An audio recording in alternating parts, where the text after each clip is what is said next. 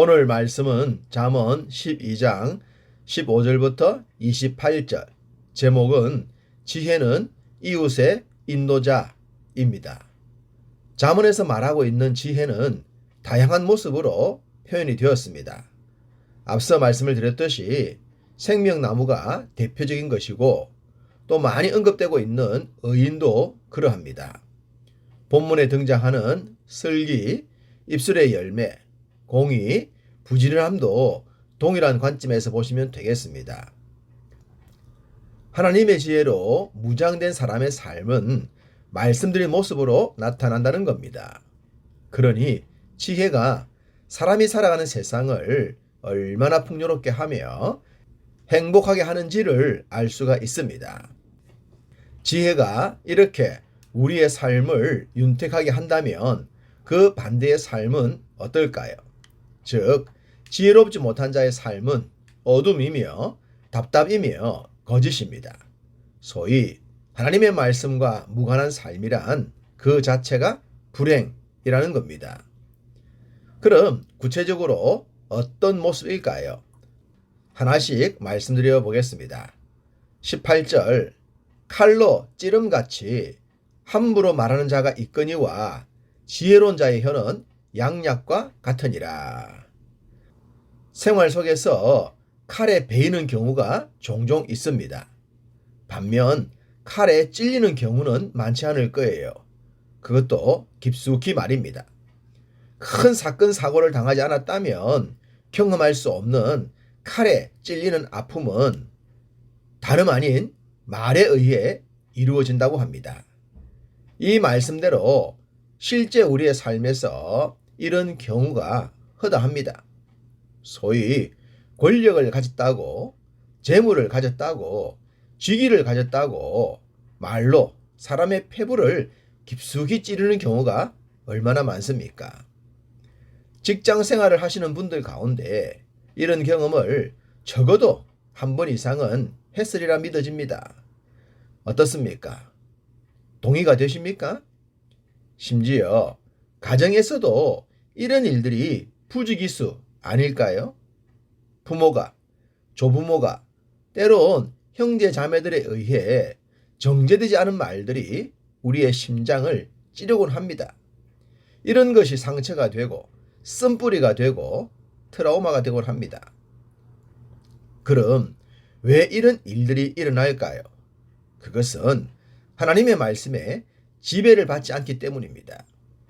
믿음 생활을 한다고 하면서도 자기 성질대로 살고 하고 싶은 대로 살면 이런 일이 비일비재하게 되는 겁니다. 하나님의 말씀이 자신의 입술까지도 이끌도록 해야 합니다. 그래야만 말로 사람을 찌르는 일이 없을 겁니다. 솔로몬은 지혜가 찌르는 칼이 아니라 건강하게 만드는 양약과 같다고 합니다. 우리의 몸이 허약할 때 보약을 먹지 않습니까? 지혜로운 자의 말 한마디는 한 첩 보약과 같은 줄 믿습니다. 이런 말을 하는 사람을 친구로 삼는 사람은 삶이 윤택할 수밖에 없습니다. 사람이 사람의 얼굴을 빛나게 하기 때문입니다. 19절, 진실한 입술은 영원히 보존되거니와 거짓 혀는 잠시 동안만 있을 뿐이니라. 이 구절에서 주의 깊게 보고 싶은 두 개의 단어는 영원과 잠시입니다. 세상의 모든 것들은 잠시 잠깐입니다. 또한 인생이 아무리 빛나는 삶을 살더라도 화무 11홍이라는 말처럼 뜨거운 바람 앞의 풀처럼 순식간이라는 것을 잊지 않아야 합니다. 그래야만 영혼을 향해 나아갈 수가 있습니다. 영혼을 생각하지 않고 잠시 잠깐의 인생의 승부를 걸게 되면 그의 삶은 깜짝 순간이 되고 마는 것입니다. 사람들은 거짓된 혀로 당장의 위기를 모면하면 문제가 해결된다고 합니다. 그렇지만 그것은 잠깐의 임시 처방에 불과합니다. 사람이 불의의 사고를 당했을 때 임시 처방을 합니다. 피를 멈추게 하거나 일어서게 합니다.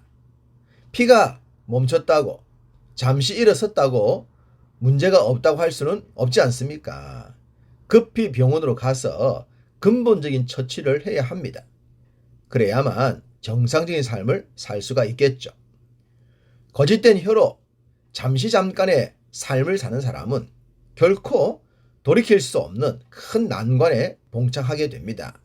그러니 거짓된 혀로 잠깐이 아니라 진실한 입술로 영혼의 삶을 지향해야 하는 것입니다. 24절, 부지런한 자의 손은 사람을 다스리게 되어도 게으른 자는 부림을 받느니라.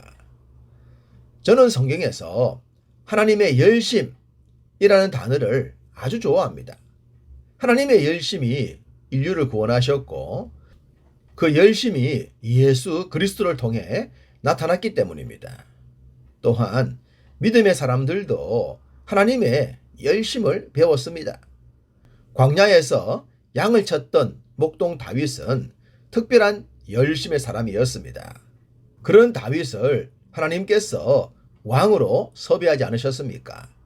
바울도 열심의 사람이었습니다. 그래서 달려갈 길을 마칠 때까지 멈추지 않았죠. 이처럼 믿음의 사람들은 부지런한 손의 소유자들이었습니다. 하나님은 손이 일한 대로 열매를 거둘 것이라고 하셨죠. 부지런함을 강조하신 것입니다. 부지런하면 부자가 될 가능성이 높습니다. 물론 부지런해도 가난한 경우도 있지만 그런 것을 모델로 삼는 어리석음은 없어야 할 것입니다. 부지런하여 부자가 되면 사람을 부리게 되는 것이 정상이겠죠. 이와 비슷한 말씀이 27절입니다. 게으른 자는 그 잡은 것도 사냥하지 아니하나니 사람의 부귀는 부지런한 것이니라. 부지런함이 사람의 부귀라고 하셨죠.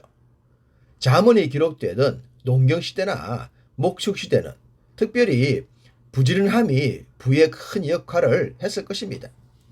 우리 조상들도 남의 논밭을 빌려 농사를 짓더라도 부지런함으로 부자가 된 경우가 많았죠. 반면 게으르면 다 잡은 것도 놓친다고 하셨는데 이런 어리석음에 빠지지 않아야 할 것입니다.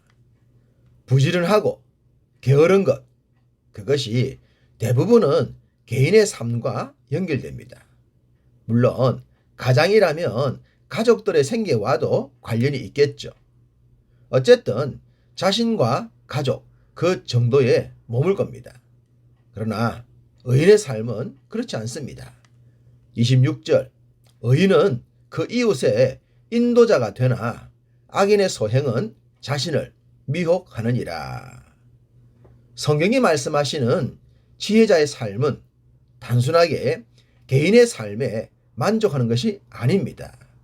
이웃의 선한 인도자가 되는 것, 그것이 참된 지혜자의 모습이기 때문입니다.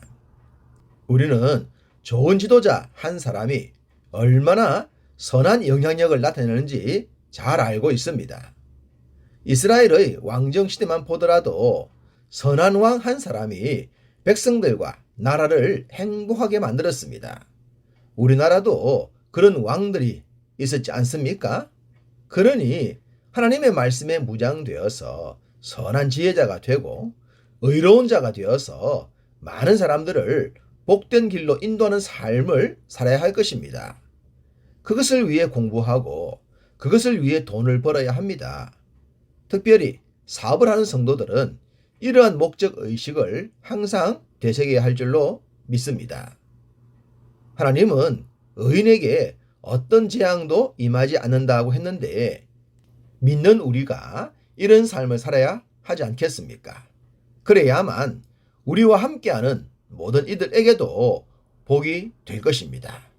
오늘도 우리 모두 주 안에서 이웃의 선한 인도자가 되는 복된 생활 하시기를 간절히 소망합니다.